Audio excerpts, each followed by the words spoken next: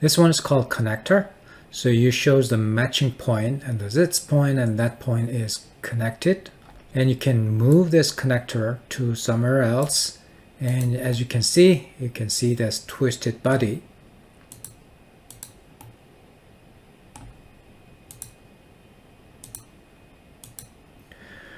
We can show all other connectors. Only right now there's only one connector is visible. There are multiple connectors in here. Right click on here in the preview and show all connectors.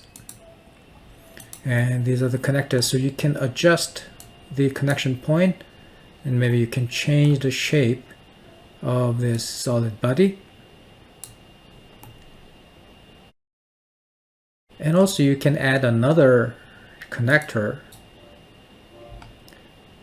We can hide all the connectors, and we can add another connector.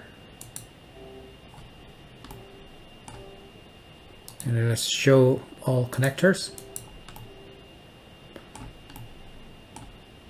And I want to delete this connector and delete the connector and move this connectors. So if you don't like this connector right now, you can reset connectors.